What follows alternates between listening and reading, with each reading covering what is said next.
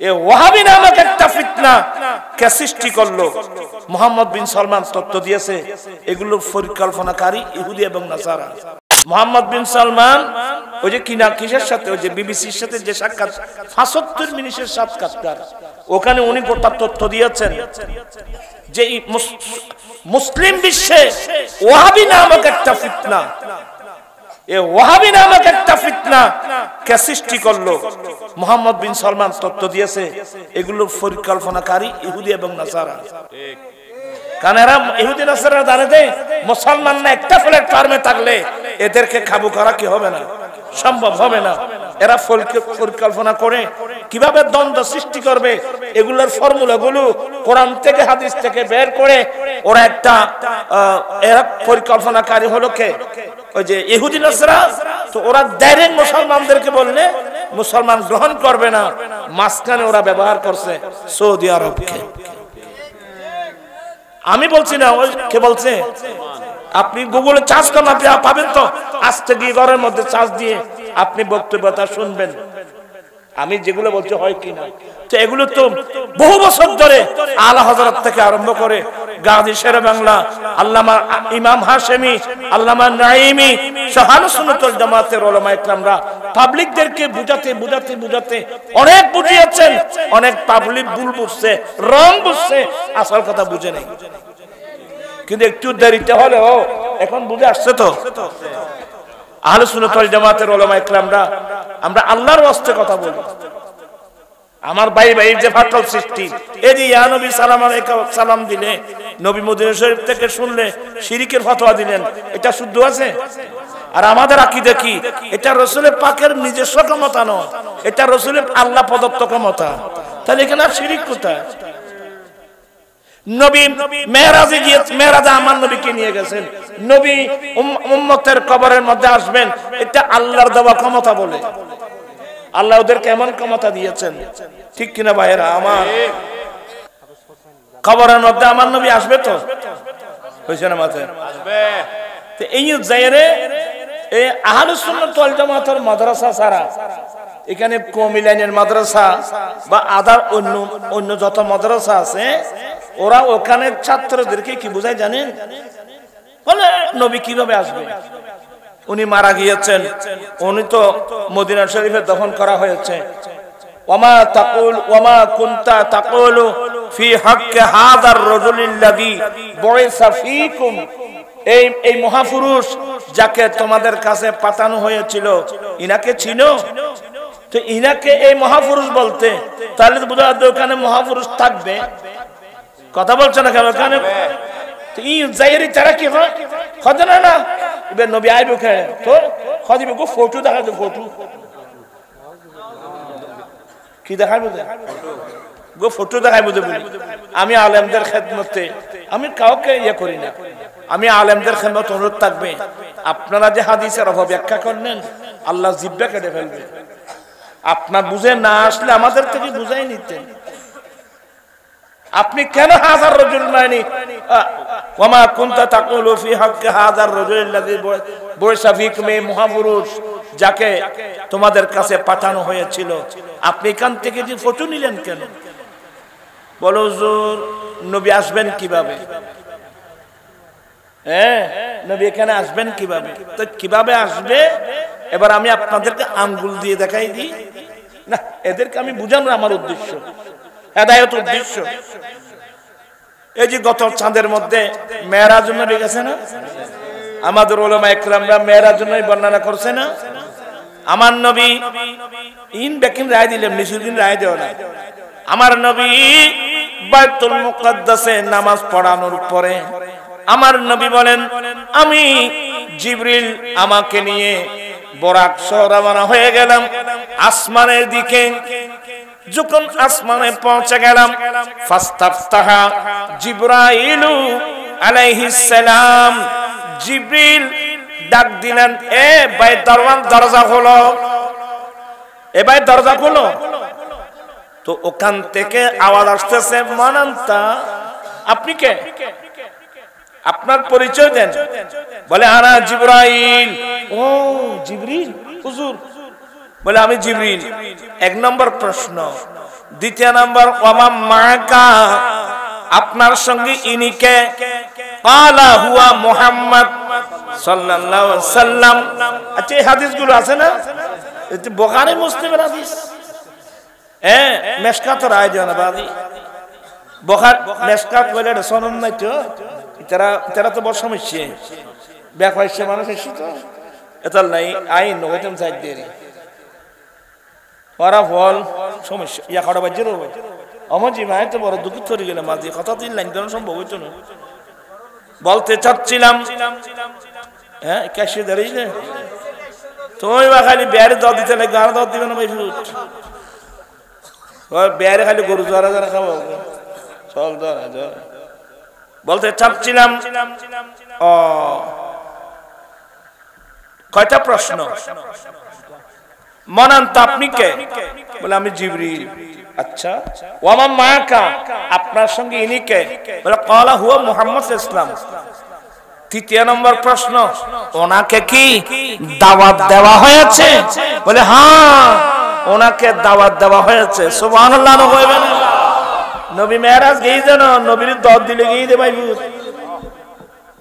वही नामका के मकी हुए सरश तखो तो नशी हुए, वो नबी है जिसी कहे ये मकान, वो खुदा जिसी का मकान ही, वो कमाल हुस्न हुजूर है।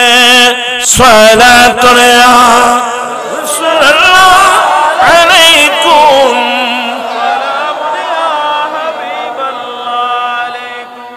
মূল পয়েন্টটা বলে দিই।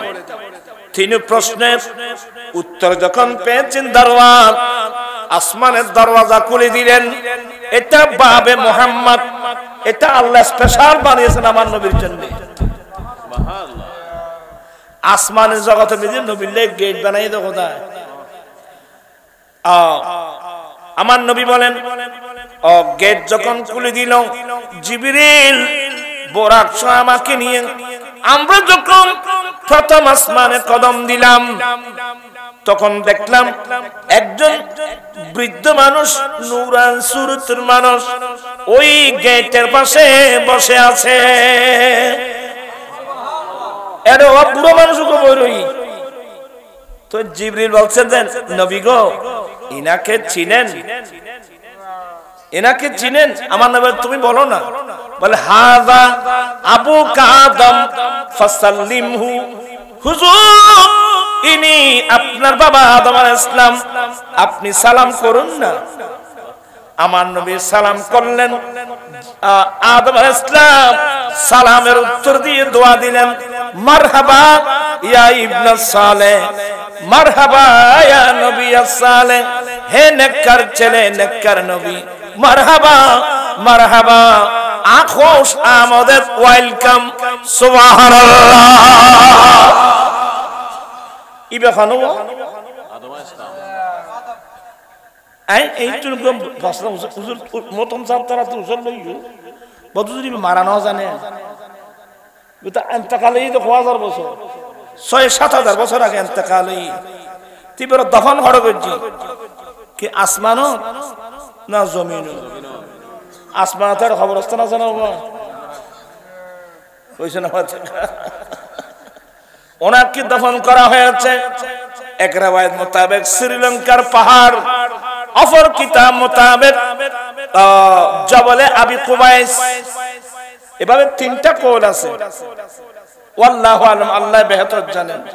কিন্তু মেরাজ রজনীতে আদম আলাইহিস সালাম কোথায় হইছে না? মাথা কা আসমানে আর নবী সালাম দিই না, বে সালামের উত্তর দিই না, কথা কই না।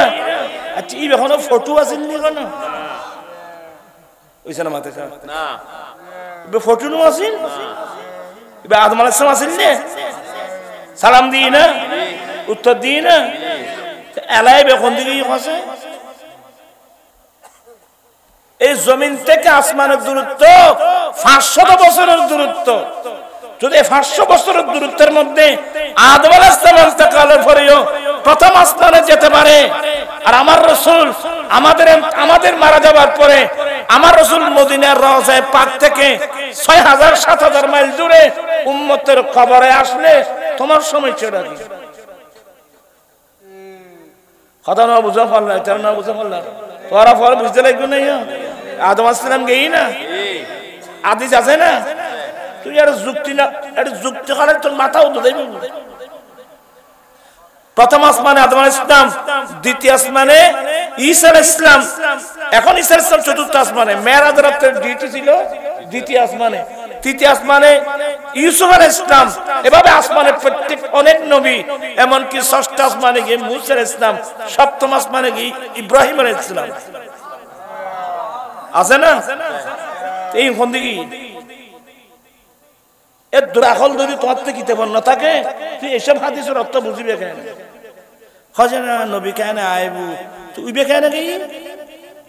তার উত্তর আইবে কেন গেই, বলতে এন গেই, বুঝছ না? কেন গেই তোর হইলে গেই, কোন দিকে এ জবাবি নেলে দিবে তো বাকি কেন হইলে কোন দি? আবার তারা বলে কথা বল। আচ্ছা তোমার বুঝে দি ফ্যাক্স মেশিন নে ওই না মাতে ফ্যাক্স মেশিন আছে না? এ কাগজ একখান দিদার ভাই সদায় ইয়ে নেবা গ্যাপ থাকাই তো আমেরিকা সদায় নম্বর দাও না, নম্বর দি নম্বর তবে খাবো নি কাগজ এ ফটফট ফটফট ফটফট ফটফট ফটফট করি ইন্দি দি ইন্দি বাইরে বাইরের পরে খাওয়া খাম বাইরে 5 মিনিট 10 সেকেন্ড হজুর 5000 টাকা তো কিনলে কদিন আমেরিকা ভাড়া দিন না খজর জলা দিয়া তা মিছা কথা আতি সাইর জানাতে দিন বাত আতি বাত এর আমেরিকা না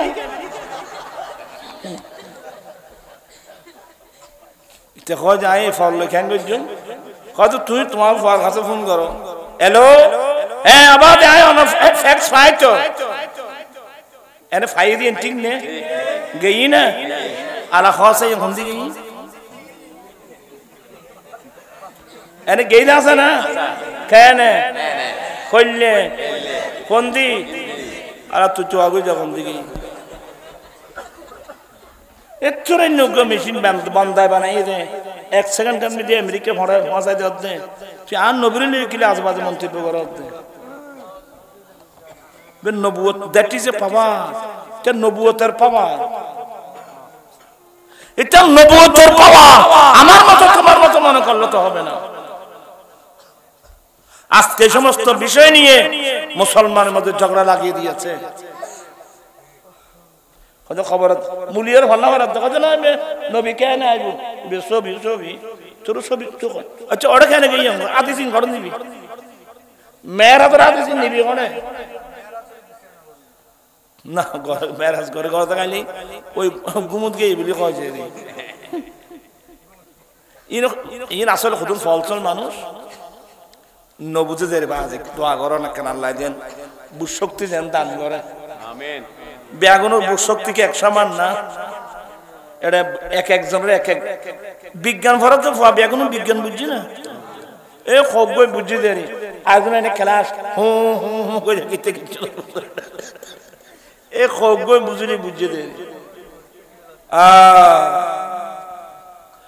আসলে আমি বহুত কথা হয়ে ফেলা এবার কিনলে কত বাড়ি গেল আচ্ছা না ভাইলাম আচ্ছা আর হইতেন না বাদ আল্লাহ এগুলো আমি কি বুঝাতে পারলাম জিনিসটা এবার কি ক্লিয়ার হলো আরে মুশকিলই যখন আমি এটা বললাম ওরা আশ্চর্য হয়ে গেল বলে এগুলো তো আমাদের মেমোরিতেও নেই হাদিস তো সহি অনেকবার ইনশাআল্লাহ ভুল সংশোধন করে নিয়েছেন আমরা চাই সংশোধন করুক সবাই ভুল বুঝে যেটা সত্য এটা মেনে একটা প্ল্যাটফর্ম আসলে আজকে মুসলিম শক্তি বেশি হবে না আজকে দেখেন না ফিলিস্তিনের কি অবস্থা আজকে 70 বছর ধরে এই জালেম ইসরাইল আমাদের মুসলিম ভাই বোনদেরকে মনকে মন টনকে টন বোমা মেরে মেরে ছিন্ন বিচ্ছিন্ন করে ফেলতেছে আমরা চোখে দেখে চাই আছি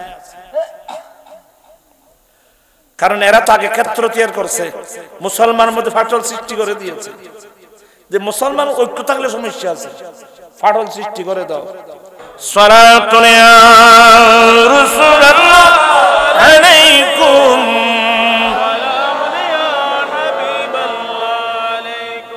আমি একটা হাদিস দিয়ে বুঝাই দিলে আরো ক্লিয়ার হবে। আমার ভাইয়েরা, বদরের যুদ্ধে 70 জন কাফের মরল, 70 জন কাফের বন্দী হলো। ওখানে আমার রাসূলের শাসও ছিল আব্বাস। এখন তো আব্বাস বলি রাদিয়াল্লাহু তাআলা হুন করে। আমার ভাইয়েরা, 70 জন কাফের বন্দী হলো, 70 জন কাফের মৃত্যুবরণ করলো। অনেক লম্বা আলোচনা। একদিন আমার নবী সিদ্ধান্ত নিলেন, এ আবু বকর, আমার নবী মশওয়ারা করলেন যুদ্ধবন্দীদের সাথে কি আচরণ করা হবে। সিদ্দিক আকবর বলেন, নবী গো, আমার পরামর্শ হলো এরা যুদ্ধবন্দী যারা, এরা সবাই আমাদের আত্মীয় স্বজন। কেউ আমার আত্মীয়, কেউ আমার আত্মীয়, কেউ ওমরের আত্মীয়, কেউ আপনার আত্মীয়, সবাই আমাদের আত্মীয় স্বজন। হুজুর, আমি আবু বকর সিদ্দিকের পরামর্শ হলো এদেরকে না মেরে একটা মুক্তিপণ নিয়ে এদেরকে ছেড়ে দিলে হয়তো কোনদিন নসিব বালা থাকলে ওরা কলমা পড়ে মুসলমান হবার সম্ভাবনা আছে। খুব ঠান্ডা মেজাজে উনি পরামর্শ দিলেন। ফারুক আজম তো গরম মিকে মানুষ, ফারুক আজম বলেন, ইয়া রাসূলুল্লাহ, আবু বকর সিদ্দিক যেটা বলছে এটা আমার পরামর্শ না। আমার পরামর্শ হলো এরা সবাই আমাদের আত্মীয় স্বজন, এটা কথা ঠিক। হুজুর, আমি ওমরের পরামর্শ হলো আমার আত্মীয়গুলো আগে আমাকে দেন, আবু বকর সিদ্দিকের আত্মীয় ওনাকে দেন, আমার গুলো আগে দেন, আমি তরবারি দিয়ে সবাইকে মেরে ফেলবো। এরা খোবা খোবা ব্যাখ্যা মারবেন ইমদাই।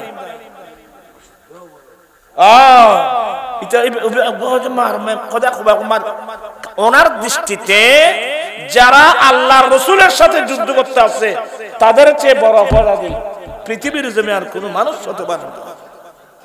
ওনার দৃষ্টিভঙ্গি ঠিক আছে, কিন্তু শেষ পর্যন্ত আমার রাসূল গ্রহণ করছেন কোনটা? সিদ্দিক আকবর যেটা দিয়েছেন ওটা। একটু খুব মনোযোগ, রাত বেশি গিয়ে এক করতে পারি। আমার ভাইয়েরা, সিদ্দিক আকবরের পরামর্শ গ্রহণ করলেন, মুক্তিপণ নিয়ে এদেরকে ছেড়ে দেওয়া হবে। এবার আলোচনা হলো মুক্তিপণ কত? প্রত্যেক মানুষের আর্থিক অবস্থা এক সমান নয়। দেখুনি ইসলাম ক্ষুদ্র চিন্তা করে, প্রত্যেক মানুষের আর্থিক অবস্থা এক সমান নয়। বলে বেশির মধ্যে 4000 দিরহাম, বেশির মধ্যে, কমের মধ্যে, প্রত্যেকের আর্থিক অনুযায়ী, সামর্থ্য অনুযায়ী, কি অনুযায়ী? সামর্থ্য অনুযায়ী।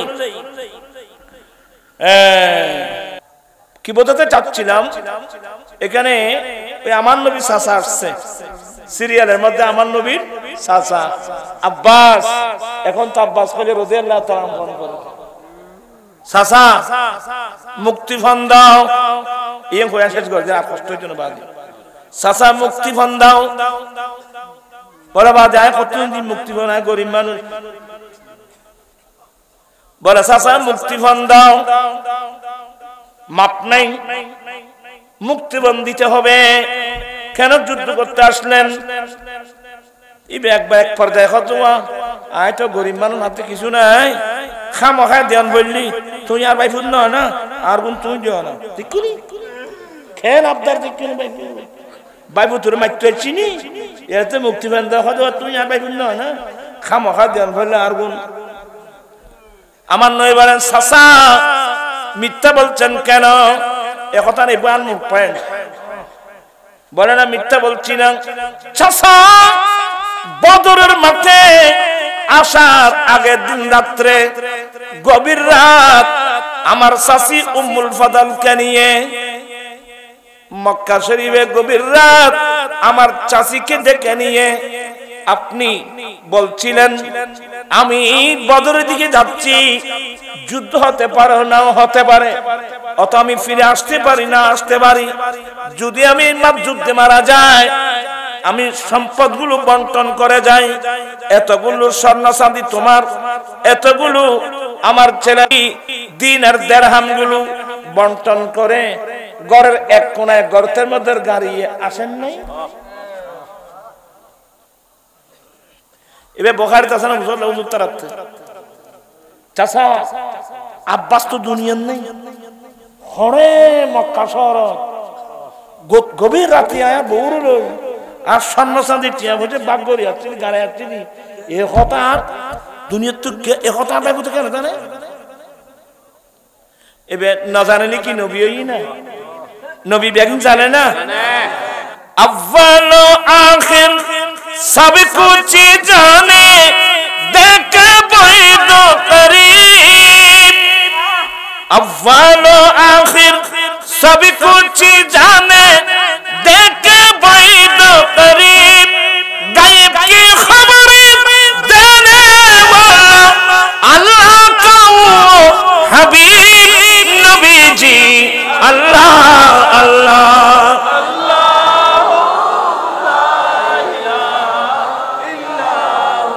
এক কথাই আমার নবী থেকে আপনি কিছু গোপন করতে পারবেন? এই ক্ষমতা দিয়েছেন কে? আল্লাহ। এখানে শিরিক বিরিক কিছু নেই, বুঝার বেশ কম। আমি আপনাদেরকে আর কথা বাড়াচ্ছি না। मैं तो बीमारे नबी हूँ। MBN TV একটি ইসলামিক ইউটিউব চ্যানেল।